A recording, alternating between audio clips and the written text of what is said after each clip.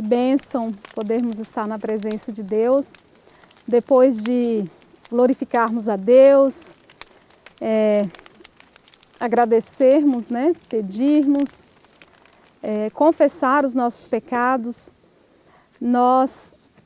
Eu creio que nós até nos sentimos assim um pouco mais leves, mais felizes, porque quando nós confessamos os nossos pecados, Ele é fiel e justo para nos perdoar os pecados e nos purificar de toda injustiça. E quando nós fazemos isso, o nosso coração fica mais alegre. Então nós viemos e pedimos ao Senhor. E agora nós temos a oportunidade de agradecer, porque confiamos que Ele nos ouviu, porque a palavra de Deus assim o diz. E eu gostaria de ler com vocês um texto que está em 1 Coríntios, no capítulo 15, o verso 57, que diz assim: mas graças a Deus que nos dá a vitória por nosso Senhor Jesus Cristo. Amém? Que promessa! E nós temos muito mesmo a agradecer. E eu estive pensando sobre a gratidão, sobre agradecer, e nós estamos assim em um período que parece que as pessoas falam também muito sobre isso. E inclusive usam muito a questão do pensamento positivo.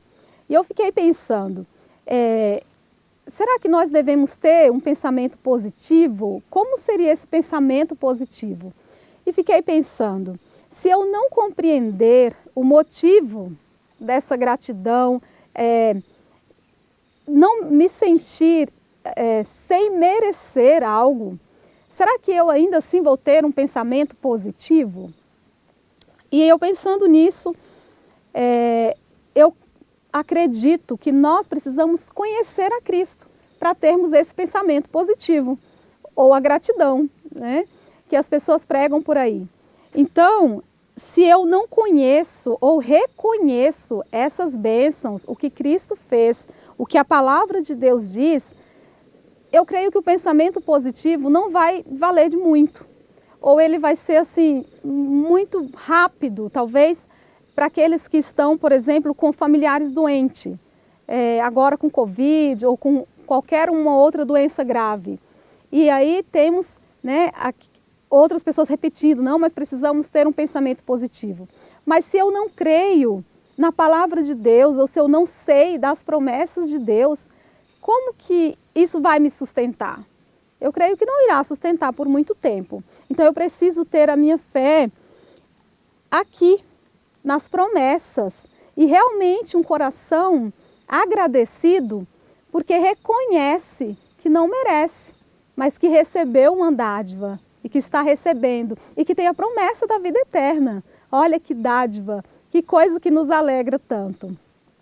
Então, quando nós pensarmos ou ouvirmos sobre pensamento positivo, nos lembremos disso, que nós temos que ter uma esperança firme, firmada em algo, nada como a palavra de Deus, para nos manter com o coração grato. E temos aí quantas coisas e pesquisas mostrando a eficácia de um coração agradecido, de dizermos obrigada. E como isso é gostoso também, receber de outros a gratidão, mesmo por coisas simples. E eu acredito, e também a palavra de Deus diz, que Deus também gosta de nos ver agradecidos. E como foi dito aqui na oração anterior, sobre murmuração. Então o contrário da gratidão, então seria essa murmuração, a ingratidão.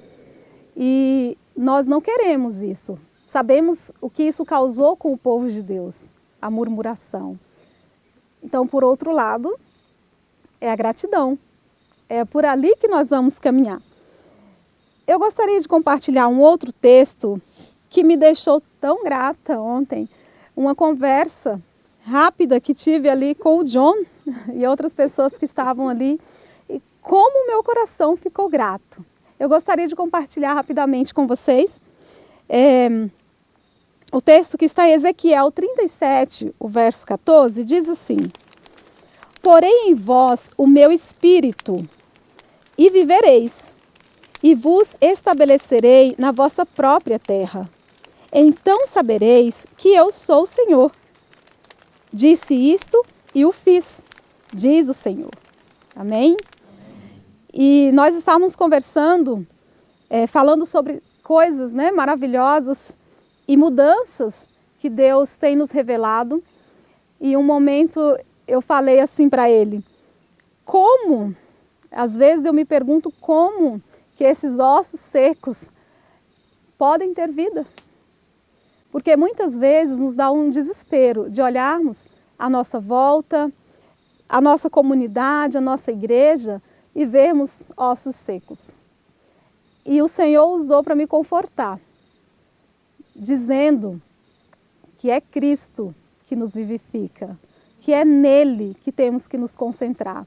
E eu fiquei pensando nisso, aquilo me trouxe tanta alegria, né? Foram várias palavras de ânimo e eu creio que nada como essa certeza para nos dar um coração grato. E a alegria de termos um coração grato. Gostaria de ler um pouquinho aqui para vocês, a meditação e recebereis poder, página 44. Não é o instrumento humano que deve infundir vida. O Senhor, Deus de Israel, fará essa parte, avivando a natureza espiritual sem vida e pondo-a em atividade. O fôlego do Senhor dos Exércitos precisa penetrar nos corpos inanimados. No juízo, quando forem revelados todos os segredos, saber-se-á que a voz de Deus falou através do instrumento humano, despertando a consciência entorpecida, avivando as faculdades sem vida e levando pecadores ao arrependimento e contrição e ao abandono de pecados. Então se verá claramente que através do instrumento humano foi comunicada fé à alma e infundida vida espiritual procedente do céu, a quem estava morto em delitos e pecados. E ele foi avivado espiritualmente. Essa analogia dos ossos secos não se aplica somente no mundo, mas também aos que têm sido favorecidos por grande luz, pois eles são também semelhantes aos esqueletos do vale. Têm a forma de homens, a estrutura do corpo, mas não têm vida espiritual. A parábola não deixa, porém, os ossos secos meramente ligados em forma de homens, pois não basta que haja simetria de membros e feições. O fôlego de vida tem de vivificar os corpos, para que possam ficar em pé e pôr-se em atividade. Esses ossos representam a casa de Israel, a igreja de Deus. E a esperança da igreja é a vivificante influência do Espírito Santo. O Senhor precisa soprar sobre os ossos secos para que vivam. Que bênção, que promessa! O Espírito de Deus, com seu poder vivificador, precisa estar em todo ser humano, para que todo músculo e nervo espiritual esteja em atividade. Sem o Espírito Santo, sem o fôlego de Deus, há entorpecimento da consciência e perda de vida espiritual. Mas nós temos a promessa de que esses ossos voltarão a ter vida. Serão vivificados pelo poder de Deus. E é Deus que faz isso. Eu fico tão feliz em pensar nisso, em ver que não estamos abandonados. Nós temos promessas do próprio Deus. E quem melhor do que Ele? Pois sabemos que a sua palavra não falha. Quando temos esse pensamento, não tem como o nosso coração não ficar grato. E por tantas bênçãos, por tantas coisas que recebemos, materiais também, mas por essa bênção espiritual, nós devemos ter um coração grato. Nós temos que nos concentrar nessas palavras. Eu não vejo outro caminho e não vejo motivo para não ser assim. Porque tão grandes coisas o Senhor tem feito por nós. E por isso estamos alegres. Rapidamente gostaria de contar um pequeno testemunho. Um dia, era uma sexta-feira, e eu fiquei meditando com Deus à noite e falei, Senhor, eu gostaria tanto de sentir assim uma alegria, uma felicidade que realmente excede todo entendimento. E orei a Deus, e eu queria muito sentir isso. Falei, Senhor, eu queria sentir isso ainda aqui. Porque às vezes, quando a gente é mais jovem, quando a gente chega na igreja, a gente até sente um pouco disso, sabe? Aquela felicidade, aquela alegria da descoberta, de tudo isso que a palavra de Deus tem nos mostrado. E eu me sentia assim um pouco triste. Eu falei, Senhor, eu queria essa alegria. E eu dormi e eu sonhei que eu estava no meio de um povo adventista, a gente estava cozinhando para servir algumas pessoas e que era sábado. E no sonho eu sentia essa alegria. Eu sentia que o meu rosto estava diferente. As pessoas que passavam por mim no sonho, elas falavam. E era tão gostoso sentir aquilo, eu olhar para as pessoas e sentir uma alegria, e eu queria transmitir aquilo.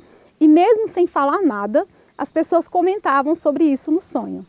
Eu acordei no sábado, fui para a igreja, no nosso grupinho lá, e aquela sensação continuou quando eu acordei.